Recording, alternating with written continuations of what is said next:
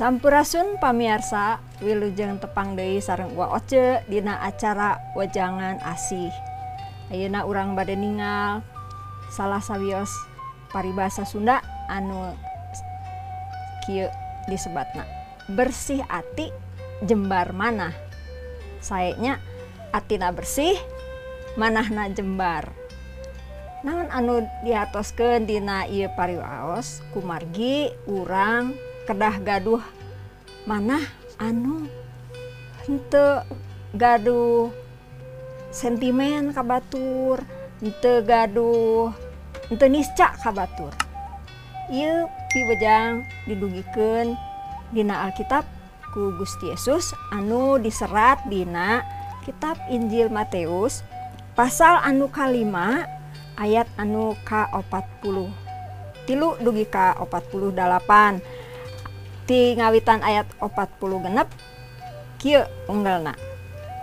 Ari nyaah ngan kumika nyaah bae mah atuh lampah maraneh teh naon anu pantes dibales ku pangeran. Nyaah kanu nyaahkeun mah tukang mulung pajeg oge osok. Daek someah ka babaturan wungkul mah naon luar biasana. Nu teu nyarahun ka Allah ge semet kitu mah geus biasa. Maraneh mah kudu sing sampurna sakumaha rama maraneh nu di sawarga sampurna. Janten kanyaah teh ulah pura-pura, kanyaah teh kedah sagemblengna hate, kanyaah teh kedah ku hate anu bersih. Ulah aya saur bahasa Indonesia mah ada udang di balik batu. Ulah aya maksud saneh, tapi nyaah teh leres-leres estu nyaah. Kasaha wae nyaah teh ka papada jalma.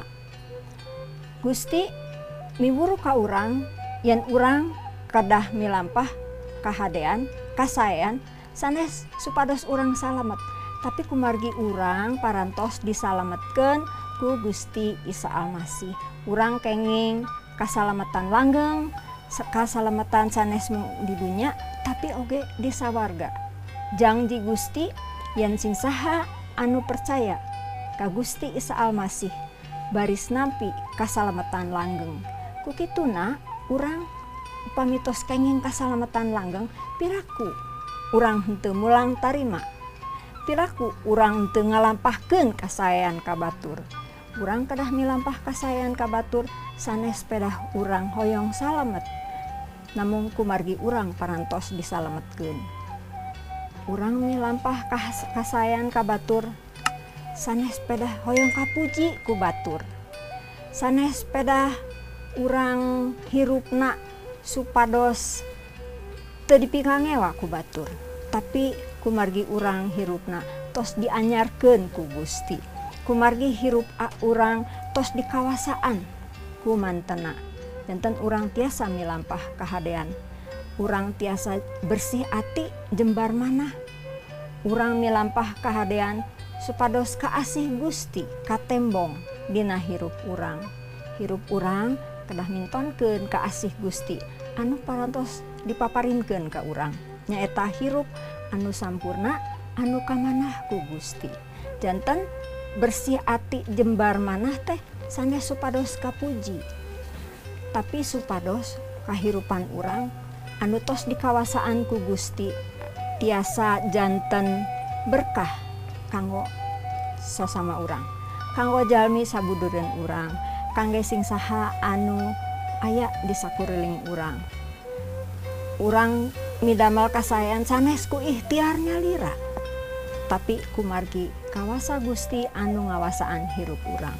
Pamugi pamiarsa sadayana tiasa diajar tina piwulang Gusti bersih ati jembar manah. Mangga urang sasadayang sarsarengan ngadoa.